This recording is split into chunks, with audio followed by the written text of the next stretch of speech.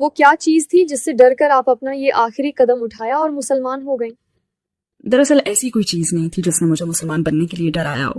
ہاں، کچھ لوگ میری سیفٹی کے حوالے سے فکر مند تھے کیونکہ وہ اسلام کے بارے میں متعصب تھے، تو وہ اپنے طور پہ میری حفاظت کی کوشش کر رہے تھے. لیکن اسلام میں نے جو بھی دیکھا تھا کہ ان کی اس مخالفت نے بھی مجھے اسلام کے انتخاب ہی کی طرف مائل کیا.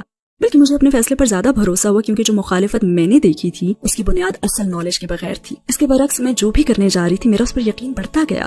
بلکہ سچی بات تو یہ ہے کہ اسلام کا انتخاب میری زندگی کا وہ بہترین فیصلہ ہے جس پر مجھے کبھی بھی افسوس نہیں ہوا. انشاءاللہ میں اسی راستے پر جان دوں گی، اور انشاءاللہ میری آخری سانس بھی اشہد ان لا الہ الا اللہ واشہد ان محمدا عبدہ ورسولہ پر نکلے گی. اس لمحے کے بارے میں سب سے زیادہ خوبصورت چیز یہ تھی جو مجھے بتائی گئی کہ اس عقیدے کے اعلان کے ساتھ ہی میں سارے گناہوں سے پاک ہو جاؤں گی اور یہ ایک فریش سٹارٹ ہوگا. ہاں، اس قسم کی وضاحت کا تجربہ مجھے عیسائیت میں بھی ہوا تھا، لیکن جب میں عیسائیت میں تھی تو میں نے ایسا محسوس نہیں کیا تھا جو اس دفعہ مجھے محسوس ہوا. آپ کی فیملی اور ارد گرد دوسرے لوگوں نے آپ کے قبول اسلام پر کیسا رد عمل دیا؟ کیا اب بھی سچویشن ویسی ہی ہے؟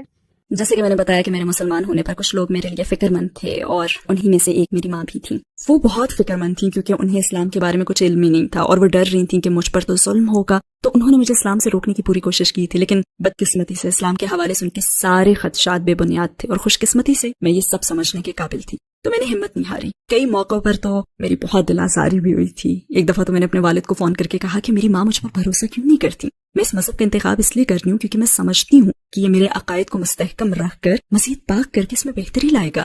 تو انہوں نے کہا کہ میں نے تمہاری پرورش صحیح راستے پر چلنے کے لیے کی ہے، اگر تمہیں یہ راستہ صحیح لگتا ہے تو ضرور آگے بڑھو. اور ان کی سپورٹ کے بعد تو میں اور بھی مستحکم ہو گئی تھی. اور پوری سوسائٹی کو لے کر تو میں نے کوئی ایسا مشکل وقت گزارا ہی نہیں کیونکہ لوگ اچھی سمجھ رکھتے تھے اور اسلاموفوبیا اتنا زیادہ نہیں تھا. ہاں، زیادہ تر لوگوں کو تجسس ہوتا تھا تو میں ان کے سوالات کے جواب دینے کی کوشش کرتی تھی. اور اس کے بعد مجھے حج کا بھی تجربہ ہوا، مکہ کی زیارت کا. یہ تھوڑا تھکا دینے والا تھا. صحرا کے بیچ میں یہ سب جسمانی طور پر بہت مشقت طلب تھا. کعبہ، وہ مقام جہاں حضرت ابراہیم علیہ السلام اور ان کے بیٹے حضرت اسماعیل علیہ السلام نے اللہ کا گھر تعمیر کیا.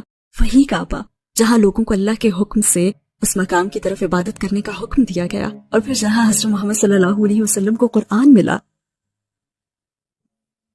اللہ تعالیٰ کا یہ کلام حضرت جبرائیل علیہ السلام کے ذریعے اس دنیا میں اتارا گیا اللہ کے چنے ہوئے بندے پر، یعنی حضرت محمد صلی اللہ علیہ وسلم پر، اسی مقام پر. اور میں وہاں کھڑی تھی. اس وقت میں نماز کا انتظار کر رہی تھی، اور میرے ساتھ ہی ایک مصری بہن تھی. وہ ایک قرآن ٹیچر تھی، اور میری بائیں جانب ایک الجیرین بہن تھی. مصری بہن قرآن پڑھ رہی تھی اور اس کی آواز بہت خوبصورت تھی، اور میں سن رہی تھی اور قرآن میں دیکھ رہی تھی اور الفاظ کی خوبصورتی محسوس کر رہی تھی. حالانکہ مجھے کچھ سمجھ نہیں آ رہا تھا، میں بس ادھر ادھر سے الفاظ کو سمجھنے کی کوشش کر رہی تھی. تبھی مجھے خیال آیا میرے نبی صلی اللہ علیہ وسلم پر اسی